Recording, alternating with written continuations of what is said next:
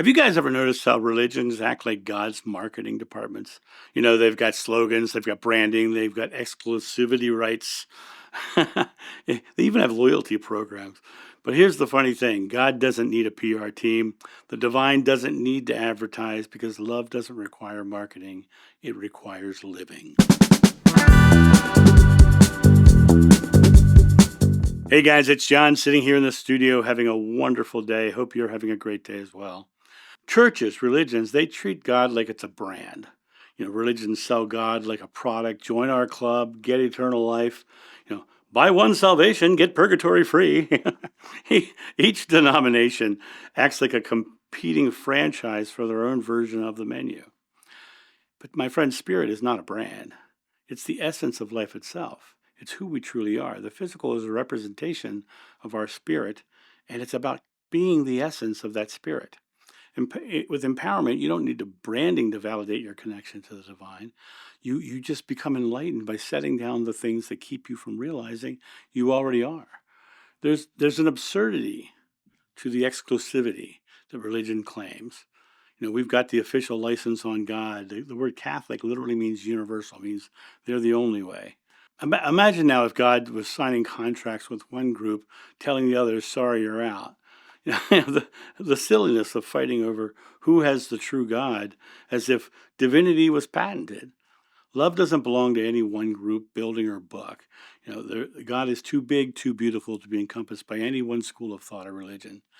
You already carry the same spark as everyone else. There's no membership required, and there's no PR spin machine that can get you somewhere you already are. Religions craft rules, they have dress codes and doctrines to keep their brand strong. But God's official dress code is robes on Sunday? Have a hard time believing that, right? I think that if you're going to have a robe on Sunday, it better be terry cloth and you better have your slippers on.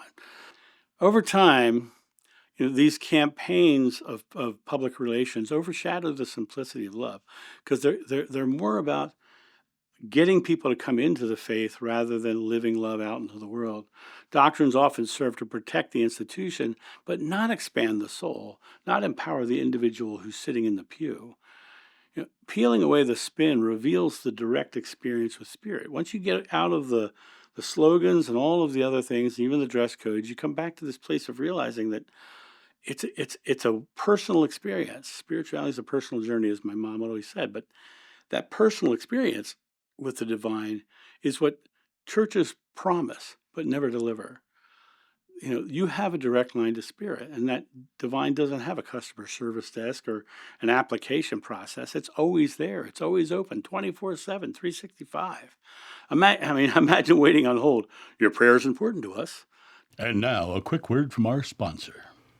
Coffee Time with John.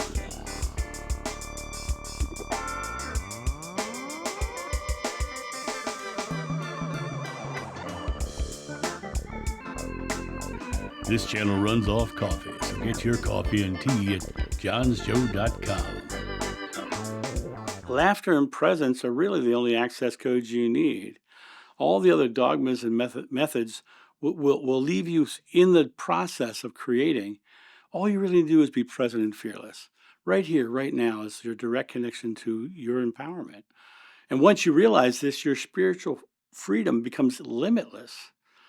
The real message is that love doesn't need marketing. That love is who you choose to be and what you choose to act upon. Love is universal. It doesn't need campaigns or slogans or exclusivity. If you really thought about it, if love were a brand, it would have one tagline: be love, be in the now, be in this expression. Spiritual freedom comes when we stop looking for the salesman and live the product. The divine is found in authenticity, being firmly authentic with kindness and truth, not advertising our spirituality, but being our spirituality in the here and now. Be the change you want to see in the world, as Gandhi would say. You're already the walking billboard of spirit when you live in love. The book of Matthew talks about knowing false prophets by their fruit. Well, the false prophets are the people who aren't being loving, and you walking unlovingly is the billboard that you're showing to the world. Walking lovingly, living in love, your spirit is shown as the billboard. As I said at the beginning of this thing, God doesn't need a PR team, and don't need anyone's permission to connect to the divine. The divine is always within you. Love doesn't require branding or rules or slogan. It just asks to be lived. Live love in the now, live a loving life. And when you find yourself in this moment of living a loving life and seeing the results of that life that you're living, what's going to happen is your spirit will expand because you will understand that you are connecting with something greater when you choose to be the simple act of love.